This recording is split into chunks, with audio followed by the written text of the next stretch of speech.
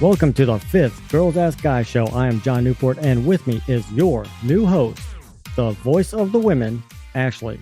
Ashely, go ahead and let everyone know you are indeed here, and I am not making things up. Nope, he is not making things up. My name is Ashely, and I am here, and I am your new co-host. How are you, John? No, actually, I'm doing pretty good. I'm just excited to get working on some questions and getting some additional feedback other than my own stuff. Okay. It's nice to have a nice variety of feedback, and also not to hear your own voice, just all the time. I'm pretty sure that some of our listeners would actually like to hear other points of view other than just from a guy's point of view, like they've been doing for the last 4 episodes. Yeah, that sounds about right. I mean, we do need a little girl power in this show. After 4 episodes of just the patriarchy, man, we need to equal it out. Yeah, and that's what I've been telling everybody is that women need a voice on the show. So that's pretty much where we are heading, and finally got that accomplished. Hi, I'm the new voice for women. My name's Ashely.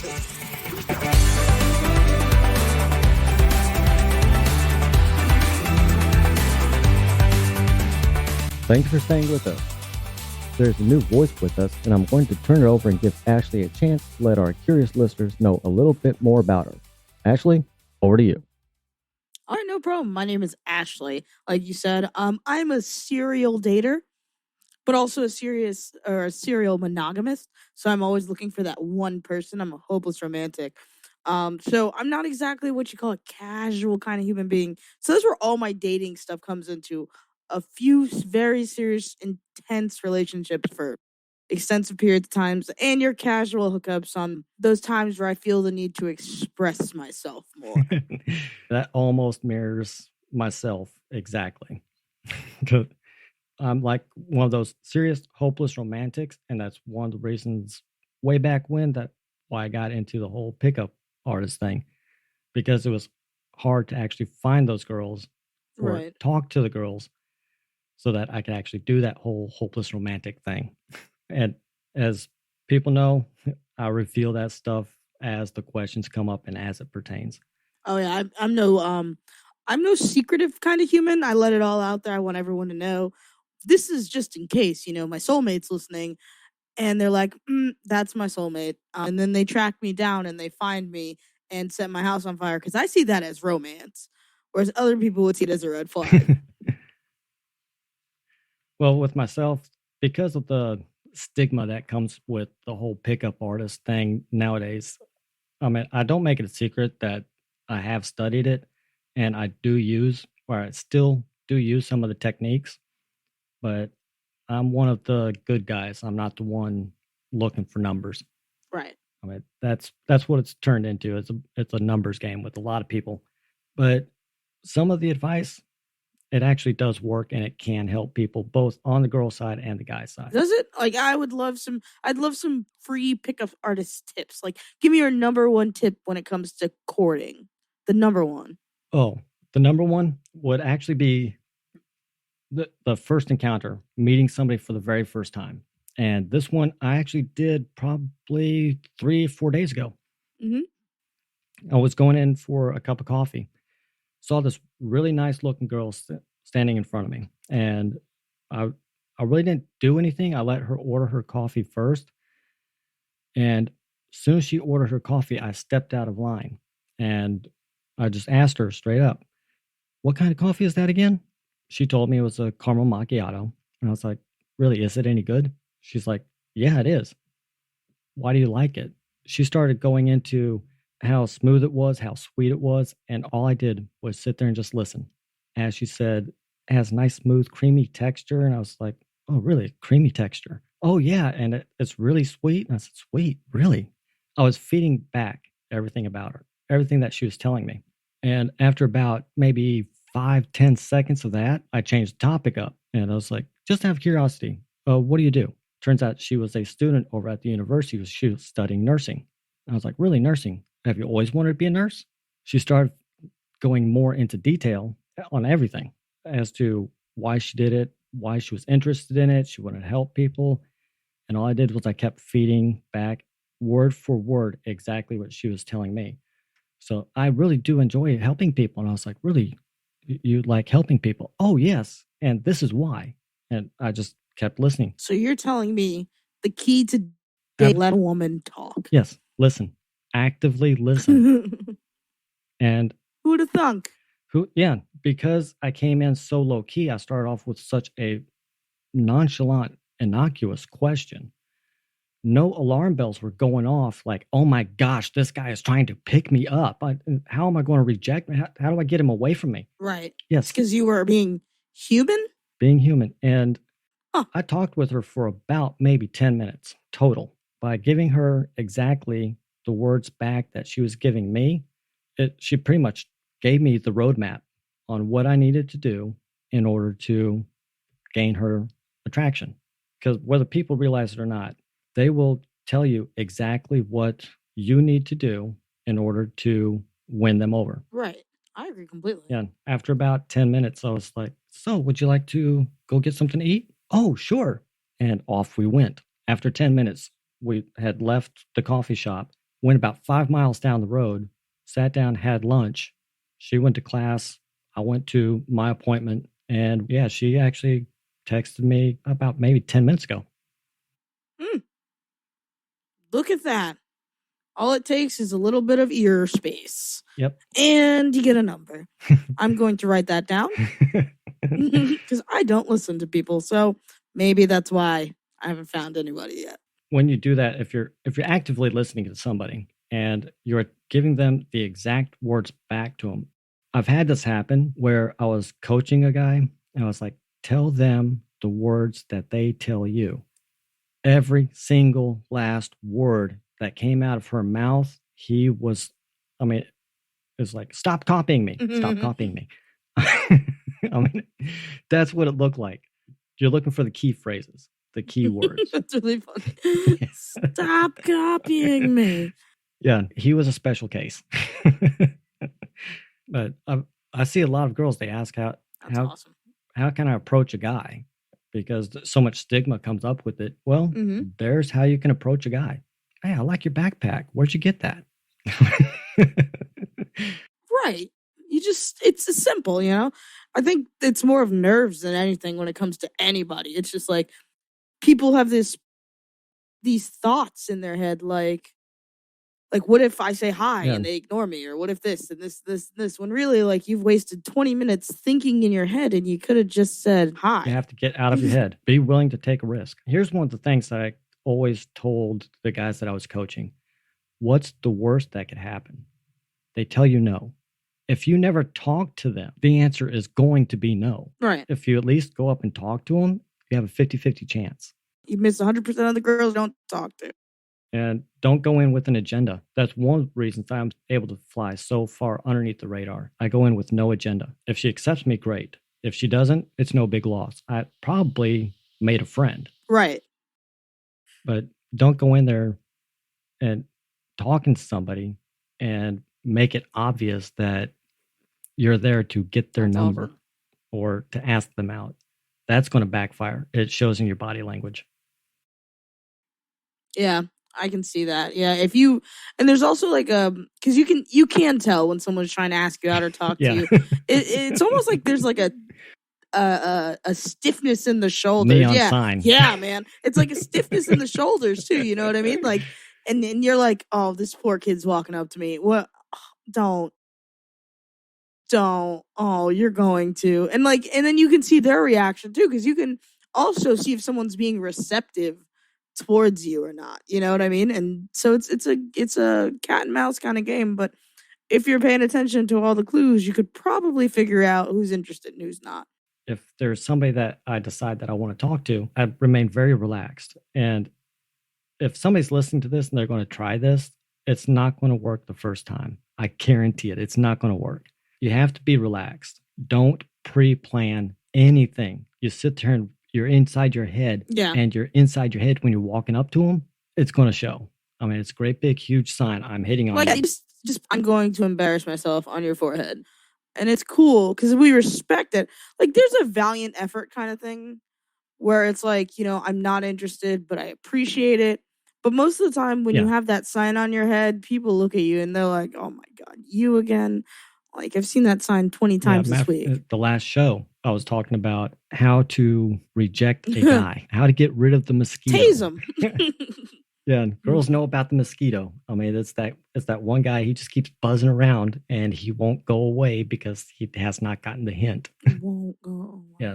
Or he's under this impression. I don't know who started this, like, never give up. Oh, you know what I mean? The keep going, don't give up. She just, it's just in time, man. Things will work. I was one of those guys. Stop. I was one of those guys. God. Many years ago, I was one of those guys, but I got very, very good at it. I got to the point where it was almost impossible for her to say no. Interesting. It's a thing that I call hope and a maybe. And there's actually a song after this. This is where I got the name for it. Oh, you're a nice guy, but I'm not interested. That whole you're a nice guy, there's the hope and maybe part. The whole I'm not interested doesn't even register. Let's just do the whole coffee shop thing. And it's actually the example I used in the last show. If I'm talking to a girl and we're talking for a couple of minutes, I'm like, hey, this is really nice. Would you like to go get a coffee? Oh, you're a nice guy, but I'm not interested. What, you're not interested in me or you're not interested in coffee? Which is it? Now, talking, going out with a lot of girls, and, well, you're a girl, you can probably verify this. You don't want to totally crush the guy. You don't want to be rude to him. Some of them. Some of them you do not want to crush. But then you have I call them pseudo-Adonises. These are the guys who think they are the hottest thing in the world, the smartest thing in the world. No other man can compare to them. I will absolutely shatter him. I will literally make him feel like a mouse. Take him from Johnny Bravo to Johnny Lamo in like 20 seconds. Because they need that. Honestly. Yeah. You gotta take that guy down, man. You gotta remind him that because if you don't, he's gonna think it's okay for him to keep acting like that. And it's not. It's not okay. Usually those guys, they're looking for trophies. They're not looking for relationships. And I got out of the trophy business a long time ago. I mean, amazingly enough, it was actually an ex that I had. And we had met back up. And I saw what it did to her, and it just crushed me. At the time, weird part was, I didn't even realize I was doing it. That's how deep I got into that whole pickup artist game. And that's when I started exiting. That's when I started getting out. Yeah, I could see that. Yeah, once you see the other side of it, I guess. And you're like, this probably isn't for me. Yeah. I mean, I learned a lot. I learned a lot about myself. On the flip side, it was like a whole self-improvement course. Yeah. Cool. So I believe we have questions. Yeah, actually, we do have quite a few questions. Tell me, let's lay the first one down.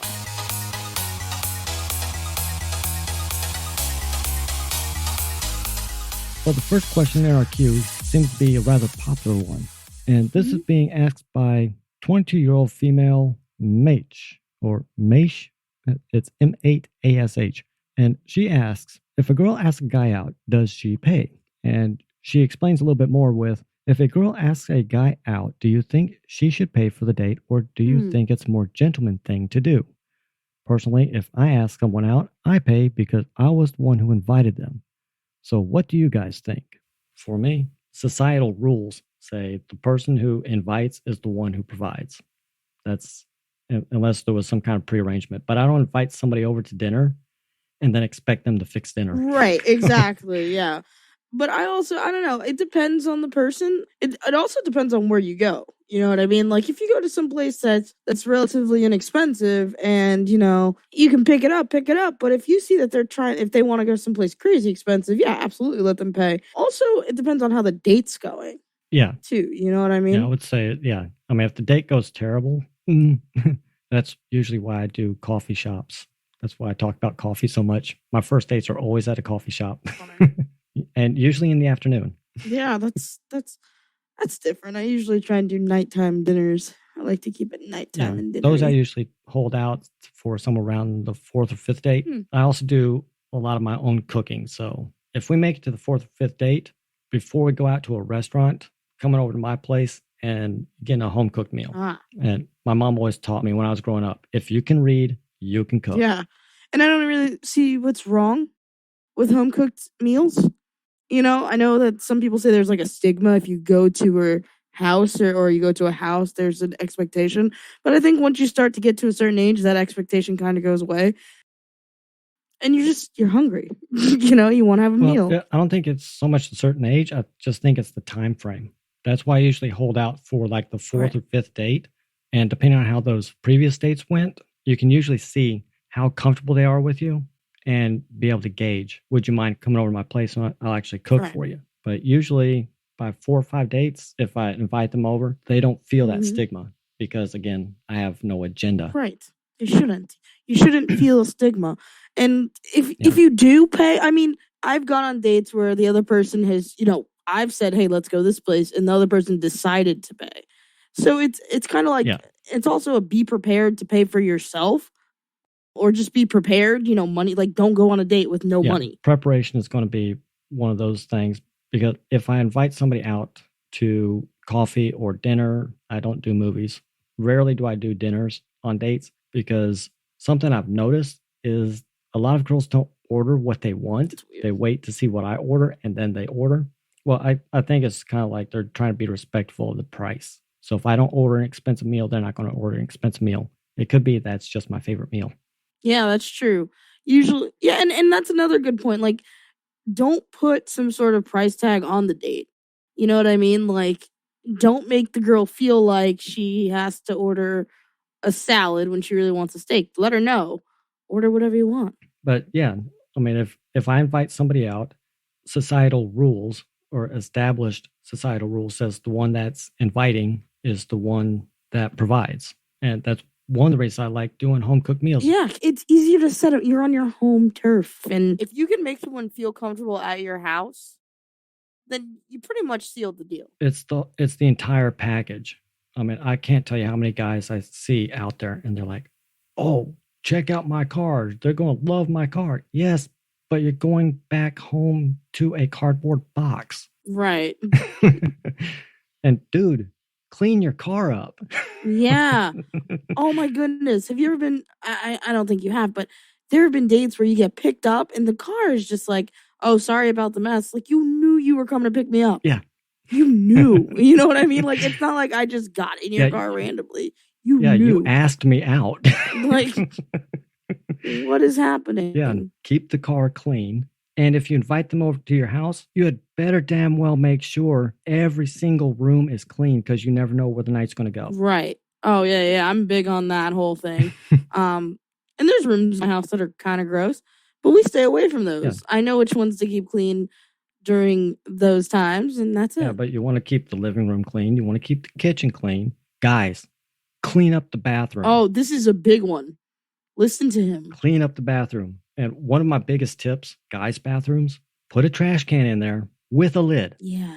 Yeah. Like, and also clean the toilet. Yes, just that ring thing. Like, get rid of it, and it's just a little bleach down the toilet. That's all it is. See, we have well water here, so we get these weird sulfur deposits. And so my toilet gets really weird color. And every so often I have to put some CLR in there and, scrub it. But if you have like natural, water coming from in the city. Yeah, from the city? Yeah. If you have city water, there is no excuse for your toilet to be brown. And it's just, it's just a little bleach. That and the shower. And oh my gosh, the shower. What do men do in the shower that their shower is brown? Why? Yeah, because you get in, you get wet, you get out. I don't know. Scrubbing bubbles kind of works. That's it, yeah. You don't even scrub that hard. The bubbles are already doing it. Yeah, all you got to do is rinse it off. Maybe take a sponge to it. Maybe. Yeah, that clean mirror. I mean, these are like all the little things that I've paid attention to over the years. Mm-hmm. If you're on a second date and you're hoping for a third date, I hope people are taking notes, because, yeah, it could stop right there. When I had a roommate, I actually moved in with him, and he made a big deal. I've got this hot chick coming over, and yeah, he was setting the tunes up and everything else. I mean, he was getting prepared. Now I'm sitting in the living room. I'm just kind of watching TV, minding my own business, letting them do their thing. She excused herself to go to the bathroom. She went into the bathroom, came right back out and said, I got to go. And she was gone. And I'm sitting there like, what just happened? I mean, he was blaming me. I'm like, dude, I have no clue what happened. She went to the bathroom. What's up with the bathroom? You can tell a lot about a person by the bathroom. Every now and then, clean the grout in the floor. Don't let it go from white to like black. Yeah, it's simple.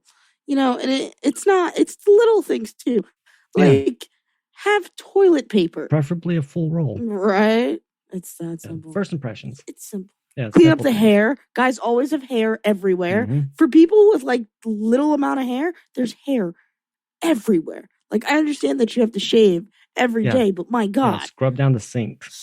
Like, clean it. The sink can get disgusting. Not that much pressure, guys. Just bleach and clean. Clean the place. That way, when they come over, they shouldn't see dust bunnies and cobwebs in the corner. Oh, yeah, that's me. I got cobwebs. I'm looking at it right now like, all right. Yeah, I mean, you never know what somebody's going to pick up on. But yeah, military and white glove inspections, you kind of get used to doing the details. Yeah. No, I could see that. I'm more of a kitchen person. Like, if your stove is dirty, I have a problem. Yeah, stove. Oh, guys, stop using the microwave. Clean Learn the how microwave. to use the stove. Yes, clean it. Clean the microwave. Like, I don't care if I go to someone's house and they say, let's have dinner, and they're like, I heated up some mozzarella sticks in the microwave. That's fine. If they say, like, go in the microwave, and I go into your microwave, and it's 7 different colors, that's when I have a problem. Date stops right here until that's clean. Right. Some people I don't hold it against. I dated someone, they were a single parent, super busy, and I understand. And so, like, we went to their house the first time, and not everything was super clean. Yeah. Oh, this is a big one. And I found this out by mistake. When you invite somebody over to your house, ask them if they are allergic to pets. Thank you. Are you guys writing this stuff down? I'm a cat person. I like cats. I mean, I have nothing against dogs. I grew up with dogs, but I like cats. Cats have attitudes. It jumps up on the mantle and comes walking across, goes, that's not supposed to be there. Pop, get the fuck out of my way. Yeah, I'm going on. I mean, that's a cat. I mean, and you know what? I have a fear of birds. And I went on a date with someone who had birds. And it wasn't just like I have birds in, a little aviary thing. It was like a bird flying.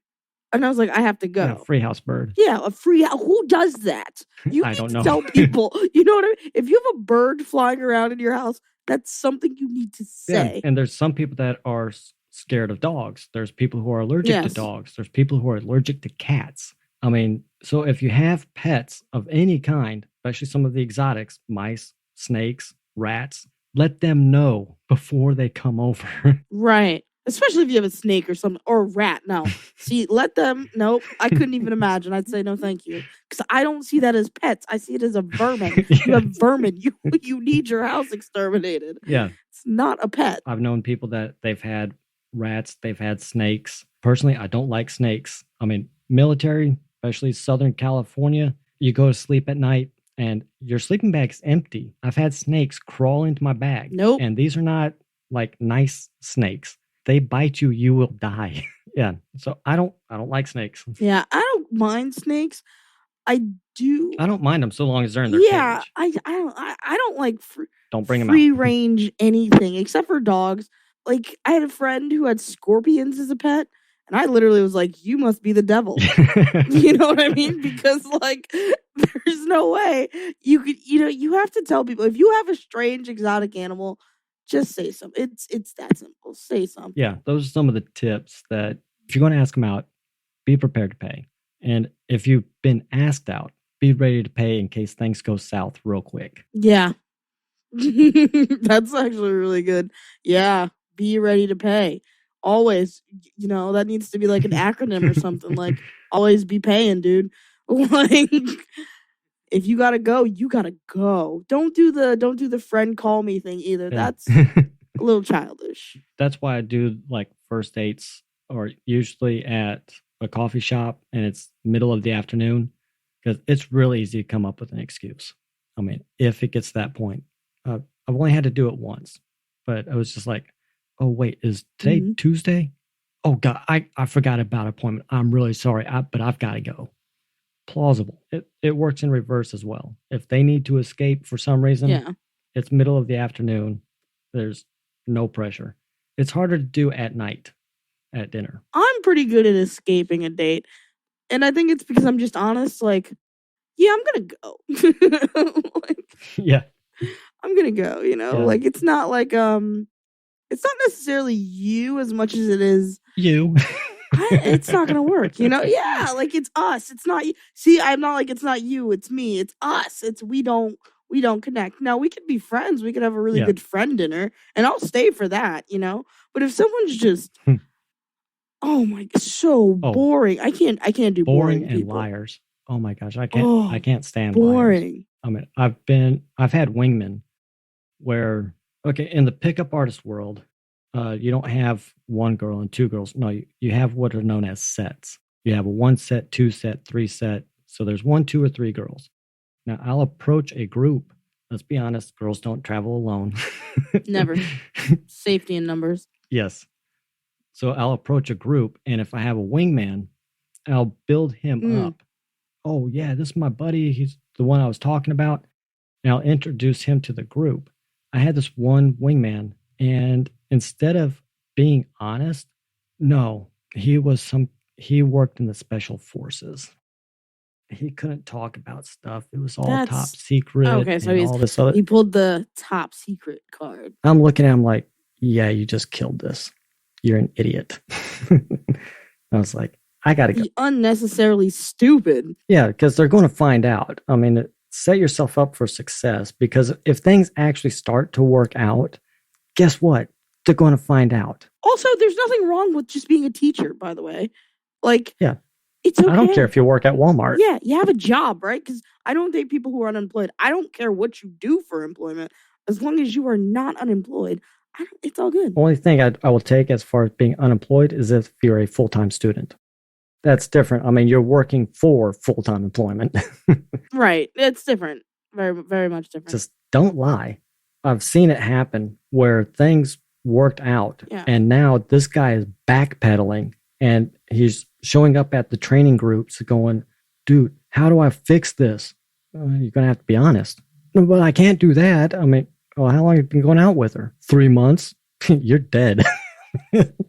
Yeah, you might as well just say, I quit my job and had a career change. Yeah, pretty much. That's literally your best bet, is pretending like you got into a fight with your boss and you quit, and then like wait 3 days and be like, I got a new job doing something completely different. This one guy, probably about maybe 5 or 6 months ago, I got called up to help this guy out. He was on Instagram. Now, he lives in Houston, so I'm driving into Houston to help this guy out. And he's been posting on Instagram in front of Ferraris. And he's met this girl. Oh, she thinks she has a Ferrari. Oh, yeah. I mean, he said he had a Ferrari. I was like, so where's the Ferrari? Dude, it cost me $150 a day to rent that thing.